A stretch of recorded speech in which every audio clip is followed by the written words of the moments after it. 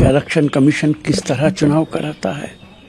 EVM की मशीनों पर भी शक और शुबा है, खिलवाड़ होता है उनके साथ। अगर इस्राइल 600 किलोमीटर दूर से घर बैठे बैठे पेजर और वॉकी टॉकी के जरिए लोगों को मार सकता है तो ईवीएम की तो कोई औकात ही नहीं है। प्रधानमंत्री के बहुत अच्छे रिश्ते हैं इस्राइल के साथ।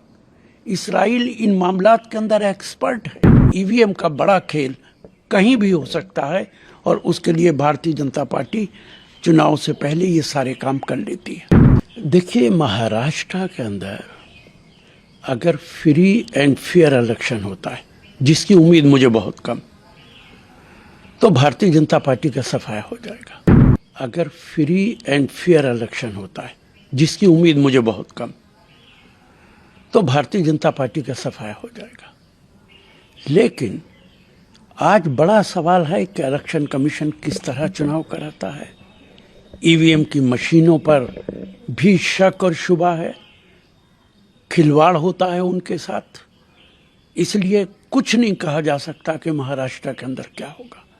हमने छत्तीसगढ़ के अंदर देखा है, मध्य प्रदेश के अंदर देखा है, और अब हरियाणा के अंदर सारे एग्जिट पोल कह रहे थे, हरियाणा का हर नागरिक कह रहा था कि कांग्रेस पार्टी की सरकार बनेगी, लेकिन नतीजा आते आते कुछ और आया है।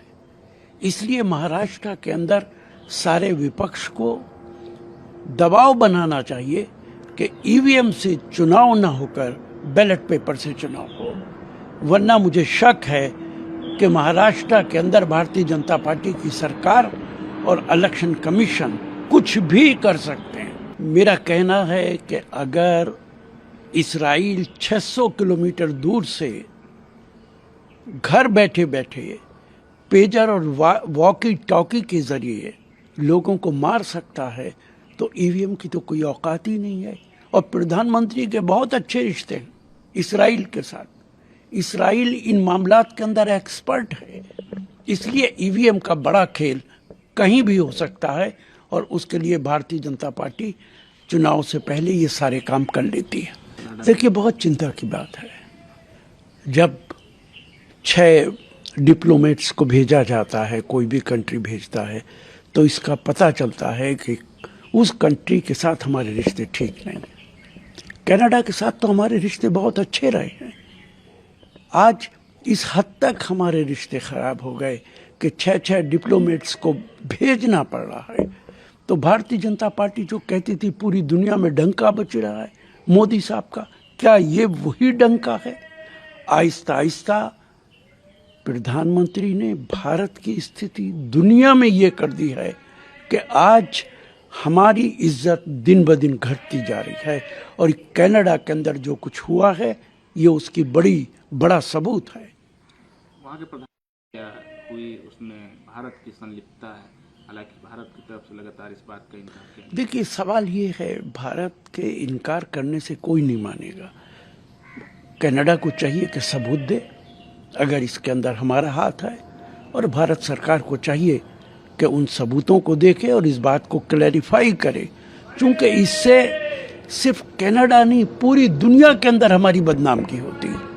ऐसा वाकया सिर्फ कनाडा के अंदर नहीं हुआ है, कई मुल्कों के अंदर इस तरीके के वाकयात हुए हैं। अमेरिका में भी हुए हैं, पाकिस्तान में भी हुए हैं, जिन पे हम पर इल्ज़ाम लगाया जाता है। तो ये बात पहले कभी नहीं होती थी, बीजेपी की सरकार के अंदर ही ये होना शुरू हुआ। तो इसलिए इसे बहुत सीरियसली लेना चाहिए। क्या आपको लगता है सर कि विदेश जो मामले होते हैं उसमें सरकार को ज़रूरत है कि अपोजिशन को भी साथ में रखे, उनको भी पूरी जानकारी दे? देखिए, विदेश में नहीं, भारत में भी आप जो कुछ कर रहे हैं, लोकतंत्र है, आप विपक्ष को एतमाद में लेना चाहिए, कॉन्फिडेंस में लेना चाहिए। यूपीए की सरकार में जो भी कानून बनते थे, हम हमेशा विपक्ष को कॉन्फिडेंस में लेते थे। इनके लीडर ऑफ अपोजिशन अगर अमेंडमेंट चाहते थे वो अमेंडमेंट कर देते थे। आज तो हालत ये है कि सरकार जो कानून बनाना चाहती है किसी को बताती नहीं है, ऐलान कर देती है। 3 तलाक का कानून आपने किसी से मशवरा नहीं किया, किसानों का कानून आपने किसी से मशवरा नहीं किया, कश्मीर का 370 आपने किसी से मशवरा नहीं किया। अब वक्फ चल रहा है, पहले ही कह रहे हैं अमित शाह कि हम विंटर सेशन के अंदर पास कर देंगे। तो अगर आप विंटर सेशन में पास करेंगे तो ये जेपीसी क्या कर रही है? तो ये लोकतंत्र के परागचे उड़ा रहे हैं और ऐसा लगता है कि भारत के अंदर तानाशाही है।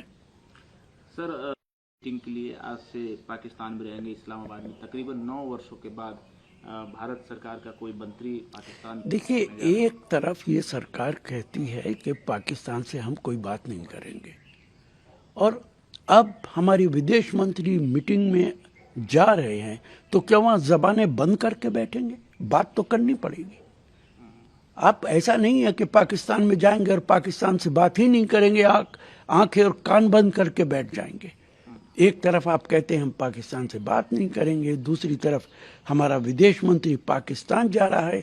भारत सरकार की जो फॉरेन पॉलिसी है वो भारत सरकार की ही समझ में नहीं आती है, और हमने अपने सारे पड़ोसियों को अपने खिलाफ कर रखा है।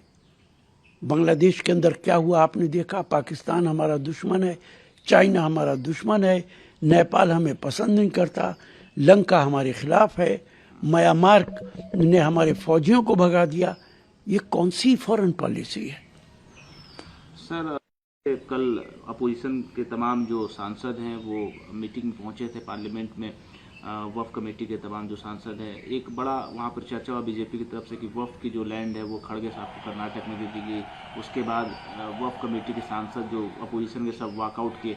आपको लगता है कि इस तरीके का वाक़या होना चाहिए? देखिए, कौन सी जमीन किसको दी गई या ना दी गई, जेपीसी का ये काम नहीं है। जेपीसी का काम है कि जो कानून सरकार ला रही है, क्या ये उचित है या अनुचित है। उस कानून को सरकार इसीलिए ला रही है कि वो वक्फ की ज़मीन को हड़पना चाहती है, और वक्फ के कानून के अंदर इस तरीके का अमेंडमेंट करना चाहती है कि उस वक्फ की प्रॉपर्टी पर इंटरफेयर कर सके, उस पर काबिज हो सके, जिसको मर्जी चाहे उसको दे सके। अभी तक तो वक्फ की बहुत सारी प्रॉपर्टी है जो हमारे फौज के पास भी है, भारत सरकार के पास भी है, बहुत सारे लोगों ने कब्जा रखी है, उसके अंदर बेईमानी भी हुई है, कहीं इसमें कोई शुबा नहीं है। लेकिन अमेंडमेंट करके तो आप वक्फ को ही ख़त्म कर देंगे। तो देखिए, अगर वो इस तरीके का बयान दे रहे हैं तो जब भी कोई गुंडा इस देश में किसी को धमकी दे तो उसे चाहिए कि वो जाके माफ़ी मांग लिया करे।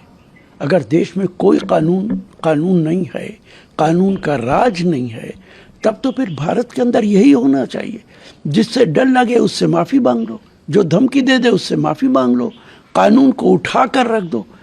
किसी लोकतांत्रिक देश के अंदर जहाँ कानून का राज है वहाँ इस तरीके का बयान दुर्भाग्यपूर्ण है। और महाराष्ट्र के अंदर, बॉम्बे के अंदर जिस तरीके से बाबा सिद्दीकी को मारा गया, ये तो बहुत चिंता की बात है। इसका मतलब है कि वहाँ जंगल राज है, और जहाँ जहाँ बीजेपी की सरकारें हैं वहाँ इसी तरीके के हालात हैं।